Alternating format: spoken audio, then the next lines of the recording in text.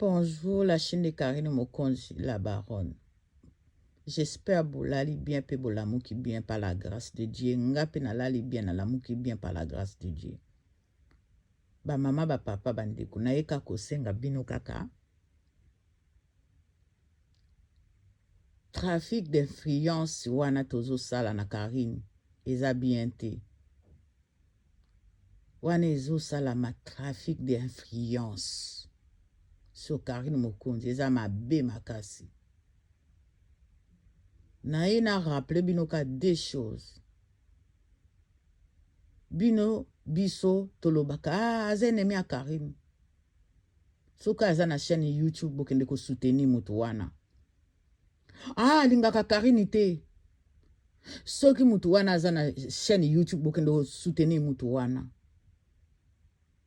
Baza mutema mabe na Karine. Soki baza na YouTube chaîne YouTube bokende ko soutenir batu wana. Mais au fait ba mama ba papa totika trafic d'influence tozo sana Karine Mokonzi. Ya mabe ezali sumu makasi.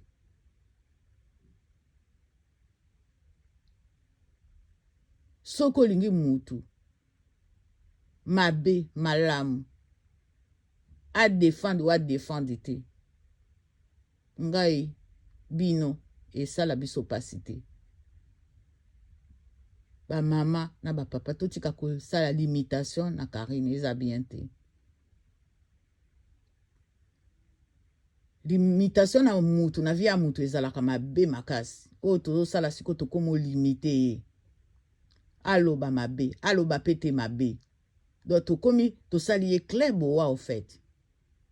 To sali éclair boa. To lini to sali éclair boa te mais to lini to sali éclair boa. Soka lobite. YouTube elali. Page elali mami. Page elali mami. Page elali. Mami, YouTube elali mami. YouTube elali. Ka wana boko benga ye mami luka bato biso to futa bango mami luka bato YouTube marché biso toza prête ya kufuta mutu wana na fin du mois kabino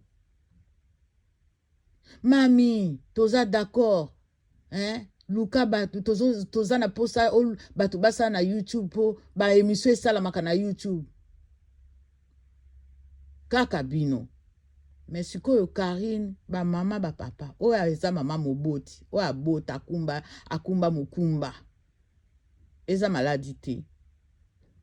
Eza maladie te. Mukumba eza maladie te. Eza la ba fatigue na débit. Parce que un être humain à côté na kati ya corps humain na yo. Yangwana e manifestaka ba fatigue, ba problème, manifestation ya mutaza na kati ya libumu na yo, mutaza na kati ya nzoto na yo. Mais mukumba eza maladie te. Eza maladie générique te ou génétique te. Franchement, to komo sala to limité Karine. To komi ba angle nyonso tozi ba angle nyonso Karine. Ezo sala kitoko te ba mama totika ba trafic d'influence envers Karine Mokonzi, c'est pas bien. Toloba ki lobi esuka wana. Parce que elo to sala to monango te. To monaka tozo soutenir ye. To monaka tozo salisa ye. Non. Azape na mot à dire s'il vous plaît ba mama. Azana mot à dire. Tokoki kolobate bana na biso moto pekisaka bango ba camarade te. Po ani to pekisa Karine ba camarade. Mukolo. So amoni camarade wana azana problème na ye akotika ye moko. Mais toko dépasser ba limite. Karine aza mwana mokeli sute. Na novembre okokisa 33 ans. Parce que azana 32 ans. Akomita mubali. Akompena mubali na ye. Azape na belle famille na ye. Biso avato loba. Mobali na yeso amoni makamu Karine esala. Aosala iza malamu te. Akopeki. C'est pour aza mobali moko aza autoritaire. C'est ça ba mama. Toko ozo place ya mobali te hein. Toko ozo place ya mobali na ete toko makulubaka. Et puis toko ozo pe 100% place ya mama na ete.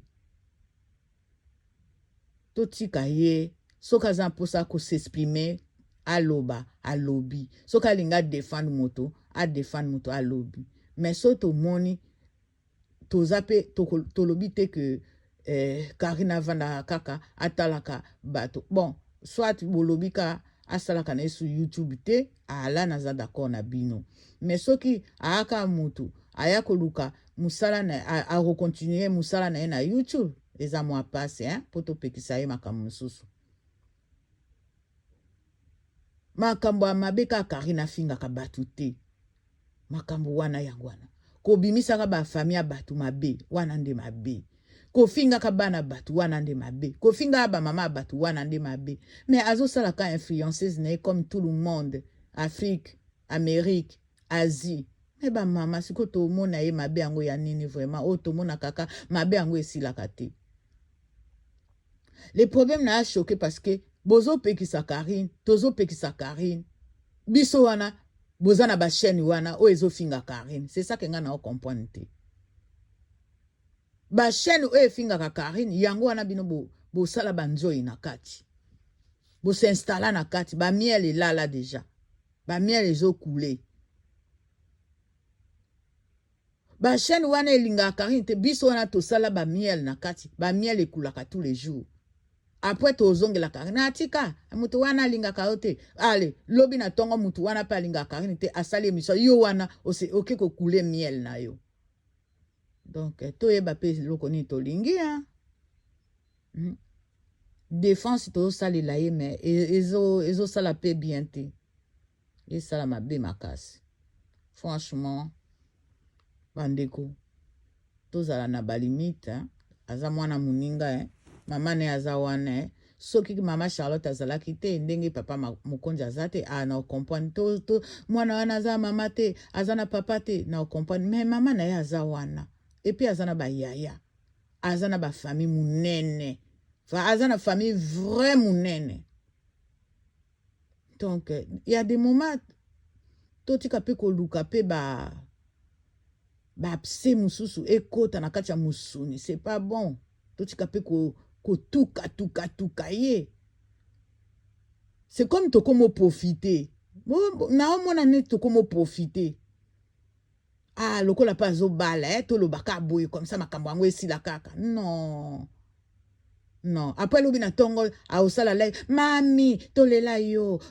ozalaka tokufa mpo na yo tokosala boye mpo na yo tokosala boye non des fois alobi likambo toyoki ye nanu totiki ye sans que tolobe loko franchement lo nazali na tongo olobela bino yango wana merci beaucoup bye bye bon vendredi na bino à tous et à toutes.